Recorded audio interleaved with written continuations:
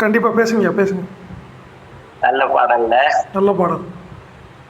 சும்மா தனு வருமோ சும்மா வினை வருமோ, சும்மா வருமோ சுகதுக்கம், நம்மால் முன் செய்த வினைக்கு ஈடாக சிவனருள் செய்விப்பதென்றால் எய்தவனே நாடி. இங்க தனு என்றது உடல். நம் உடலுக்கு தனு அப்படின்னு பேர். இந்த உடல் சும்மா வருமானா சத்தியமா வராது. சும்மா பிணி வருமோ, பிணினா நோய், சும்மா இருந்தா வருமா, வராது. சும்மா வருமோ சுக துக்கம், ஏதாவது காரணம் இல்லாம சுகமும் வராது, துக்கமும் வராது. ஆக நாம் இந்த பூமியில் குருஞான சம்பந்தர் சொல்றார், ஏதோ பிறந்தோம் வளர்ந்தோம் தின்னோம் தூங்கினோம், அப்படி ஜாலியா ஆடு மாடு குட்டி போடுற மாதிரி 4 குட்டி போட்டோம் செத்து போனோம் மறுபடியும் பிறந்தோம். ஆக இறைவன் சும்மா இந்த உடலை கொடுக்கல நம்மளுக்கு. சும்மா தனு வருமோ எதுக்கு கொடுத்தார் என்ன? ஒவ்வொருவரும் தன்னை உணர்ந்து தன் வாழ்க்கை சூழல் உணர்ந்து ஒரு வினாடியும் நாம் அனுபவிக்கூடிய இன்ப துன்பங்களின் சதவீதத்தை உணர்ந்து நாம் எவ்வாறு வாழ வேண்டும் என்று உணர்ந்து வாழ்ந்து அந்த வாழ்தலிலும் எவ்வாறு வாழ வேண்டும் என்றால் திருவள்ளுவம் பேசும் மரணப்பட்டதே இழ்வாழ்க்கை. நீங்க எந்த வீட்டுல இருந்தாலும் சரி, துறவிக்கும் இல்லம் உண்டு இல்லையா, அவருக்கு மடம்னு பேரு, நம்ம குடும்பஸ்தனுக்கு இல்லம்னு பேரு. அந்த அறம் பெறலாம். என்ன இல்லறம் அல்லது நல்லறம். அது என்ன அறம்? துறவறம், அதுவும் அறம் தான். அறவழி செய்தால் நீங்கள் உங்கள் உழைப்பினால் உங்களுடைய ஆற்றினால் பிறரை பேணி பாதுகாத்து உங்கள் இன்ப துன்பங்களை ஒதுக்கி வைத்து வாழக்கூடிய வாழ்க்கைக்கு அற வாழ்க்கைன்னு வரும். என்ன அப்பா அம்மா சோறு போடாத பொண்டாட்டி பிள்ளைங்க மட்டும் பார்த்துக்கிட்டு நான் பெரிய அப்படியே அறம் செய்து வாழ்றேன்னு சத்தியமா உருப்பட மாட்டோம். ஏன் இப்படி? ஏன் மனம் ஒரு பெண்ணை பற்றியதோ ஒரு கணவனை பற்றி ஒரு பெண்ணோ தன் பெற்றவர்களை துறந்து இது என்ன வாழ்க்கை?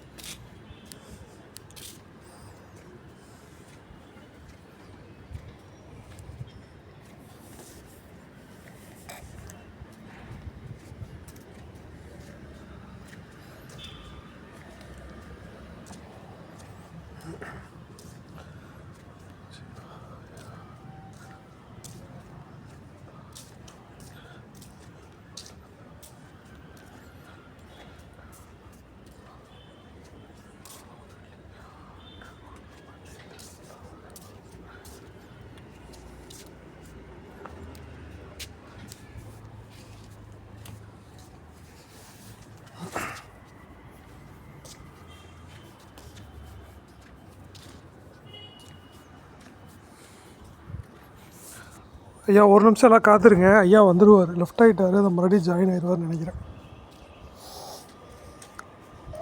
ஏதோ கால் வந்திருக்கு இப்போ. ஆமாம் ஆமாங்க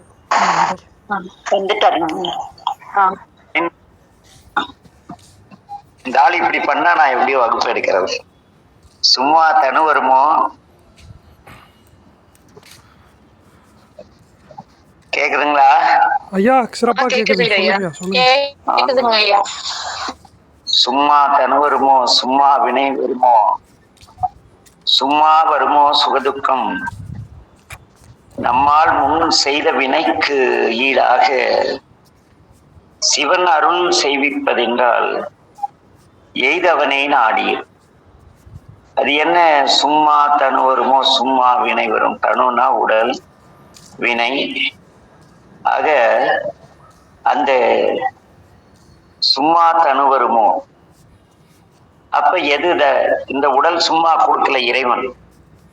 அறவழி நின்று அன்புடன் வாழ்ந்து தலையை வாழ்த்த வாயும் நினைக்க மடநெஞ்சும் தாழ்த்த சென்னியும் தந்த தலைவனை வாழ்த்தி வழங்காமல் கண்டதே காட்சி கொண்டதே கோலம் என்று வாழ்வதற்காக இந்த உடல் அருளப்படவில்லை என்பதை உணர்த்ததான் பல பிறவிகள்.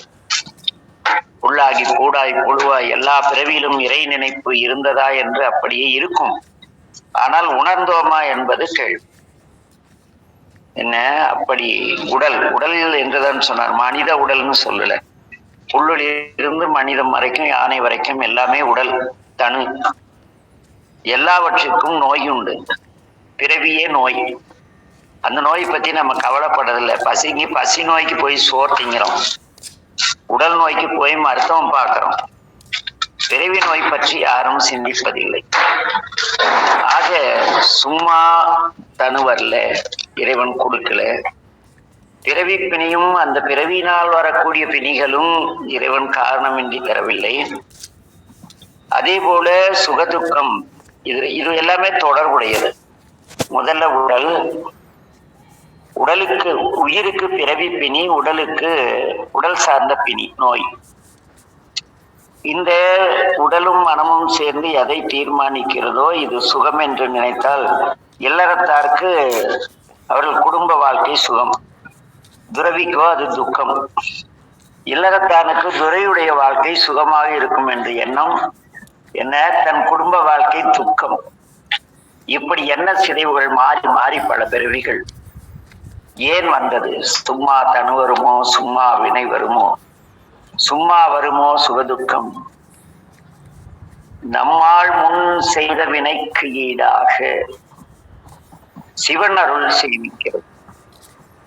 நாம் பிறவியில் செய்த வினை, அது என்ன வினை? நான் புல்லாகி போடாய் வரும், புல்லாக இருந்து என்ன பிணி, யாருக்கு என்ன துன்பம் செய்தேன், என்ன பாவம் வந்தது, என்ன புண்ணியம் செய்தேன். சில புல் இருக்கும், மேல பட்ட பிப்ப எடுத்துரும். என்ன கரும்பு காடெல்லாம் புல்லுதான், கரும்பும் புள்ளினத்தை சார்ந்தது. அது இனிப்பை தருவது அது செய்த கர்மா நல்வினை. அந்த சோகை கிழிக்குதில்ல குத்தி, அது தீவினை. அங்கே நல்வினை தீவினை. ஒரு முச்செடி அது வேலிக்கு பாதுகாப்பாக இருந்தால் அது செய்த புண்ணியம். பிற உயிரை துன்புறுத்தினால் அது பாவம். அப்ப அங்கே பிறவி பாவம் புண்ணியம் இருக்கிறது. ஆக வினை நாம் எதை செய்கிறோமோ அப்படி. நான் திருமணம் செய்து கொண்டு மனைவிக்கு உணவளித்து உடையளித்து அவளுடைய தேவைகளை அன்போடு நிறைவேற்றினால் அது புண்ணியம். என் மனைவி சம்பாரிச்சுட்டு வரணும், நானும் சம்பாரிச்சுட்டு வரணும், இஎம்ஐ போடணும், கடன் வாங்கணும், எல்லாம் சாப்பிட்டு ஜாலியா அப்பா அம்மா ஊர்ல சேர்த்து வச்சிருக்கிற சொத்தெல்லாம் வித்து ஒரு நகர்ப்புறத்துல வீடு வாங்கி இஎம்ஐ கட்ட முடியாத வீட்டை வித்து அந்த அதெல்லாம் பாவ வாழ்க்கை. கிடைக்கும் பொருள் தன் மனைவியிடம், மனைவி என்பவள் ஒரு இல்லத்து அரசின் தான் பேரு. குடும்பத்தில் வீட்டில் இருந்து பிள்ளைகளையும் நாம் சம்பாதித்து தரும் பொருளையும் வரவிற்கேற்ப செலவு செய்து அது வளமிக்க வாழ்க்கை அமைப்பது தான் மனைவி. சும்மா 2 பேரும் சம்பாதிச்சு 2 பேரும் செலவு பண்ணி நான் சம்பாதிக்கிறதுல கார் வாங்கி இஎம் கட்டுங்க, நீங்க சம்பாதிக்க வீடு கட்டுங்க எல்லாம் கிடையாது. ஆக நல்வினை தீவினை. நான் பார்க்கிறேன், நிறைய என்னிருந்து வேலை செய்யக்கூடிய ஒரு ஊழியர், அவருக்கு நான் 30,000 ரூபாய் சம்பளம் தரேன். அவரு ஒரு அப்பா அம்மாவுக்கு 5,000 ரூபாய் தராரு, ரெகுலரா தராரு, என் முன்னாலதான் தராரு. என்ன அதே போல அவங்க அண்ணன் தம்பி எல்லா பசங்களையும் படிக்க வைக்கிறார், அதுக்கு ஒரு 5,000 ரூபாய் எடுத்து வச்சுறாரு. மீதி 20,000 இருக்கு. அந்த 20,000த்துல தன்னுடைய 2 பசங்க, அவங்க மனைவி, அவங்க மாமனார், அவங்க கொழுந்தியால் சமீபத்துல கல்யாணம் சீட்டு போட்டு கொழுந்தியால் கல்யாணம் பண்ணி வைக்கிறார். இந்த பையன் வாழ்றது அற வாழ்க்கை. தாலி கட்டினதும் ஏப்பா எங்க வீட்டுல என்ன நினைப்பாங்கப்பா அப்படி அவங்க கணவனுக்காக பரிந்து பேசி தாய் தந்தையரை தெருவில் நிறுத்தும் மகனோ மகளோ நல்லறத்தார் கிடையாது. ஆக இதெல்லாம் வினை, நல்வினை தீவினை. நாம் நல்வினை தீவினை செய்கிறோம். புல் பூண்டு எல்லாமே நல்வினை தீவினை செய்கிறது. மனிதனுடைய ரத்தத்தை குடிக்கக்கூடிய மரங்கள் எல்லாம் இருக்கின்ற ரத்த பூபாலம்னு பேரு. அந்த மரத்துக்கிட்ட நாங்க அது மூலிகை எடுக்க எங்க கத்திரி மலைங்கிற இடத்துல அது இருக்கு. அது கட்டி ஒரு குறிப்பிட்ட நேரத்துல 4 நட்சத்திரம் அது வெட்ட முடியும். அந்த விழுதை வெட்டி வச்சிட்டீங்களா 10 ஆண்டு 100 ஆண்டு கழிச்சா கூட கிள்ளுனா நம்ம உடம்புல ரத்தம் வர்ற மாதிரி வரும். அந்த மரம் மனிதான் ஆடு மாடி எது பக்கத்துக்கு போனாலும் அது ஒரு கொடியாட்டம் ஒண்ணு நம்மளை சுத்திச்சுன்னா நம்ம ரத்தத்தை உறிஞ்சிட்டு கீழே போடும். அது அந்த மரம் ஆனா அந்த மரம் வந்து அருமையான மூலிகை, அது நிறைய பயன் தரக்கூடியது. அது அது செய்யக்கூடிய நல்வினை தீவினை. ஆக நாம் புல்லாக இருந்த பொழுதிலிருந்து மானிடமாக வளர்ந்தது வரை நம் வாழ்க்கையிலே நாம் செய்கின்ற செயல்கள் பிறருக்கு எத்தனை சதவீதம் நன்மை செய்தது, எத்தனை சதவீதம் தீமை செய்தது என்பதை அங்கே மேல் உலகத்திலே உட்கார்ந்து சித்திரகுப்தன் ஒரு பெரிய கம்ப்யூட்டர் ஆபரேட்டர், அவர் இந்த பூமியில இருக்கிற அத்தனை பேரையும் நம்ம எப்படி கூகுள்ல அப்படியே போயிட்டு யூடியூப்ல போயிட்டு சட்டமன்ற நிகழ்வுல வேணுங்கிறத பாக்குறோம் இல்ல, அப்படி ரிவர்ஸ் ஃபார்வர்டு போட்டு, அது போல நம்ம வாழ்வியல் கணக்கு அப்படியே பார்த்து இன்னம்பர்னு ஒரு ஊரு, அங்கதான் கம்ப்யூட்டர் ஹெட் குவார்டர்ஸ் இருக்கும் போல, ஏன்னா மாஸ்ட் கம்ப்யூட்டர் அங்கதான் இருக்கும் போல இருக்கு. அந்த மெசேஜஸ் எல்லாம் அங்க ஃபார்வர்ட் பண்ணிடுவாரு சித்திரகுப்தன்.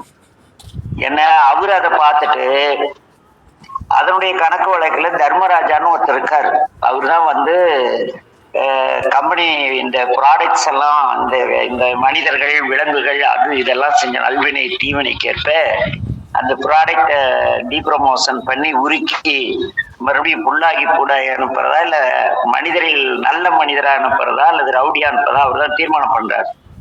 இப்படி ஒரு பெரிய ப்ராசஸ். என்ன இது யார் செய்யறாங்க?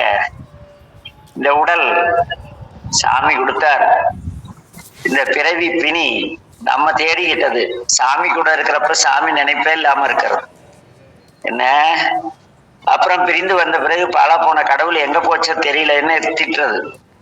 கோயிலுக்கு போனாலே ஒரு நடந்து போனப்ப எனக்கு ஒரு சைக்கிள் இருந்தா சீக்கிரமா கோயிலுக்கு வந்துருவான்னு நினைச்சேன்.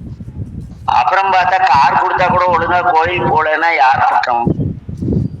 இப்படி பிணி, என்ன இந்த நோய், அப்புறம் நம்ம வாழ்ற வாழ்க்கை, நாம் சாப்பிடுற சாப்பாடு, வெப்பநாடாகிய தமிழ்நாட்டுல இந்தியாவில எதை வேக வச்சு எதை சாப்பிடணும்னா அந்தந்த ஏரியாவில் சில ஏரியாவில் நெல் விளையுது, கர்நாடகாவில் ராகி விளையுது, ஆந்திராவில் மிளகா விளையுது, இந்தந்த ஏரியாவில் இந்த பயிர்கள் வளர்ந்தா இதெல்லாம் வந்து மனிதர்கள் சாப்பிட்டா அந்த கிளைமேட்டுக்கு அப்படி இருக்கிறத நம்ம தூக்கி போட்டு நைட் 12 மணிக்கு உட்காந்துட்டு பர்கரும் அதுதான் சாப்பிட்டா பிணி வருமா வராதா உடம்புக்கு?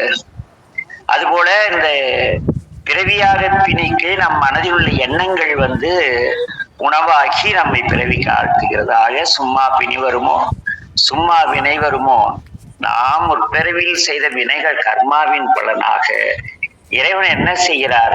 இது இதை செய்ய நினைத்தது, அந்த பிறவியில் இதற்கு நாம் கொடுக்கவில்லை, இந்த பிறவியில் இதையெல்லாம் இது அனுபவிக்க வேண்டும், இதையெல்லாம் அனுபவித்து அது ஒரு வழியாக மனம் தேடி சாமி போதுண்டான்னு நம்ம கிட்ட வரணும்னு நினைக்கிறதுக்காக இந்த ஆளு என்ன பண்றாரு?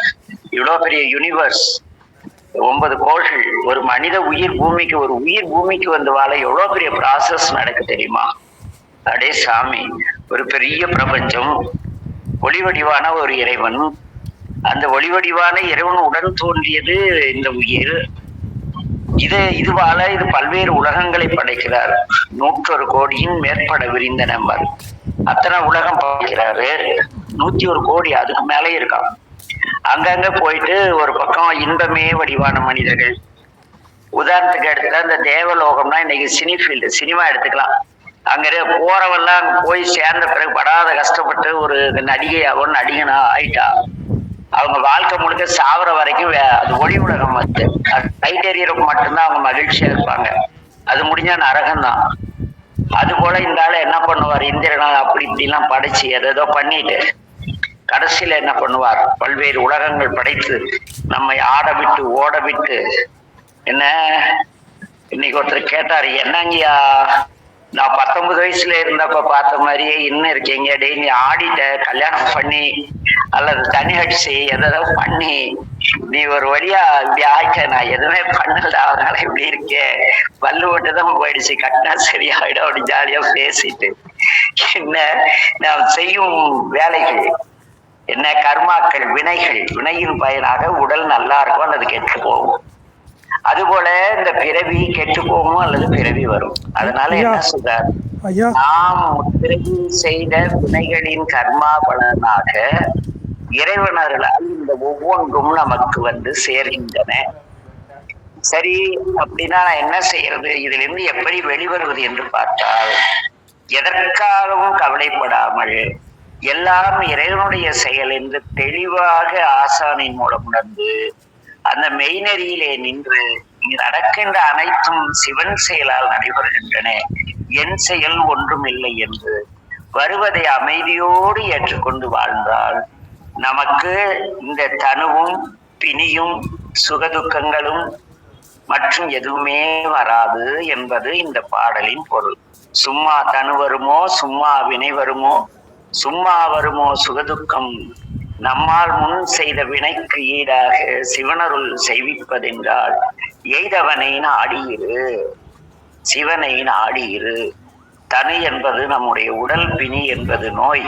இந்த உடலும் பிறவிய நோய், அது வேறு. உடலுக்கு பிறவி நோய், உயிருக்கு பிறவி நோய்.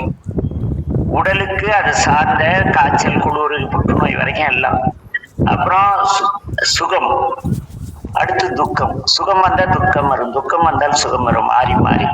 இதெல்லாம் காரணம் இல்லாமல் வல்ல தற்செயலாக வருவதில்லை. நாம் உட்பிறவியில் பல்வேறு பிறவிகள் எடுத்த பொழுது செய்த கர்மாக்களின் நல்வினை தீவினைன்னு அந்த கோட்டுக்கு அவர் போல குருஞான சம்பந்தர். நாம் செய்த செயலுக்கு பலனாக இறையருளால் இவை ஒவ்வொன்றும் நமக்கு வந்து சேர்கின்றன. எதனால வருது? இறைவனுடைய அருளால் ஒவ்வொன்றும் நமக்கு வந்து சேர்கின்றன. அதற்கு எனவே நீங்க என்ன செய்ய வேண்டும்? பரபரக்க வேண்டாம். இப்படி ஆகிவிட்டது என்று பரபரக்காதீர்கள். பலகாலம் சொன்னேன், வரவரக்கண்டு ஆராய்ச்சி செய்யுங்கள். எதனால் இந்த செயல் வந்தது, எதனால் இந்த பகை வந்தது, எதனால் இந்த நட்பு வந்தது, எதனால் இந்த வகுப்பு இப்படி ஆகிறது, எதனால் இந்த இது எல்லாவற்றையும் ஆய்வு செய்ய வேண்டும். கற்றல், கேட்டல், சிந்தித்தல் என்று மூன்று உண்டு. அதற்கு பிறகு தெளிதல். தெளிவடைந்து எதற்காகவும் கவலைப்படாமல் எல்லாவற்றிற்கும் காரணமான அந்த இறைவனை, சிவனை சரணடைந்து காலையில் எழுந்தவுடன் என்னுடைய ஆன்மாக்க பூஜை செய்வார்கள். என்னுடைய மந்திரம், செயல், ஆன்மா மூன்றையும் இந்த விடியல் பொழுதிலே உனக்கு தருகிறேன் பெருமானே. என்னுடைய அனைத்து செயல்களையும் தாங்களே செய்து கொண்டு அக்கியம் கொடுத்து விட்டு, அர்ப்பணம் செய்து விட்டு வெளியே வர வேண்டும். சமீப காலமாக இறையருள் ஒரு செய்கையை செய்தது. எங்கள் ஊரிலே எங்களுடைய கல்யாண சுந்தரை வழிபட்டு வெளியே வரும் பொழுது எல்லாரும் சாமி பார்த்து கும்பிடுவாங்க. அடியன் வந்து ரோட்டை பார்த்து சாமி கும்பிட்டு வந்து வெளியே ரோட்டை பார்த்து உலகத்தை பார்த்து கும்பிடுவேன். ஒருத்தர் கேட்டாரு, என்ன சொக்கர் கிறுக்கு பிடிச்சிருச்சா, கோயில் உள்ள இருக்கு, சாமிக்கு முது காட்டுவா. ஆனா நீ வேற, நான் கடவுள்கிட்ட இருந்து இந்த உடல் தாழ்ந்துட்டேன், அதுபோல இந்த கோயில் கருவறையில் இருந்து நான் மறுபடியும் இந்த உலகாயுத வாழ்க்கைக்கு போறேன். என் உயிருக்குள் இருக்கும் இறைவன் என் உடலுக்கும் துணையாக உடன் வர வேண்டும். இந்த சதாசிவமூர்த்தியாக எதுக்கே சூரியனாக இருக்கிறார், அந்த ஒளி இருக்கும் வரையே என்னுடைய உழைப்பு. ஆக நான் பிறவியில் இறைவனிலிருந்து வந்த நான் இந்த உலகாயுதமாக வீட்டிற்கு போய் உறங்கிவிட்டு விடிந்து வரும் பொழுது இறைவனை வழிபட்டு, இறைவா உன் அருளால் இந்த கடமைகளை நீங்கள் செய்து கொள்ள அக்கியம் கொடுத்து வருகிறேன் என்று கூறினாக நாம் எதற்காகவும் கவலைப்படாமல் எல்லாவற்றிற்கும் காரணமாக அந்த இறைவனை, சிவனை சரணடைந்து அமைதியாக இருந்தால் தனு வராது, பிணி வராது, சுகம் வராது, துக்கம் வராது. அப்படிலாம் சொல்ல மாட்டேன். தனு வரும், பிணி வரும். பிணியில ரெண்டு இருக்கு. இன்பமான நோய் என்ன சொல்லுவாங்க, என்னன்னா நல்ல வார்த்தை, என்னன்னா துன்பத்தில் இன்பம்.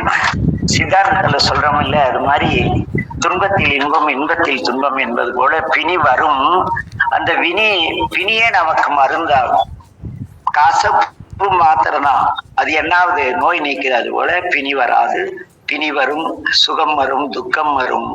எது வந்தாலும் இதை கொடுத்தவன் இறைவன் என்பதை தெளிவாக ஒவ்வொருவரும் உணர்ந்து கொள்ள வேண்டும் என்பதற்காக நம்முடைய குருஞான சம்பந்தர் பகவான் சும்மா தனு வருமோ, ஏண்டா புலம்புற, சும்மா பிணி வருமோ, சும்மா வருமோ சுகதுக்கும், நம்மால் முன் செய்த வினைக்கு ஈடா சிவன் அருள் செய்விப்பது என்றால் எய்தவனை நாடி எல்லாவற்றையும் அவர் செயல் என்று ஏற்றுக்கொண்டீரு என்ற இந்த அற்புதமான பாடலை இது போல நாம் ஏதோ சிந்திக்கணும். சாமி குருஞான சம்பந்தர் எல்லாம் போய் பூர்ணமாம் சோதிகளல் அறியாத ஆசானும் சுத்த விளந்து நீ பாட்டுக்கு கோயில் சுத்த கூட்டிட்டு போயிட்டு இருக்க, எவ்வளவு விஷயம் இருக்கு. இதெல்லாம் யாரா பேசுவாங்க நம்ம மாதிரி. இன்னைக்கு இந்த திருவருள் குருவருள் கூடியது. பெருமாடத்து முறையிட்ட பொழுது இந்த பாடல் தான் ஞாபகத்திற்கு வந்தது. ஆக எல்லாம் சிவன் செயல் என்றேன். நமச்சிவாய வாழ்க. எல்லா உயிர்களும் ஐயா இன்புற்று வாழ்க. நமச்சிவாய வாழ்க. ஒரு சின்ன சந்தேகங்கய்யா, இந்த பாட்டில்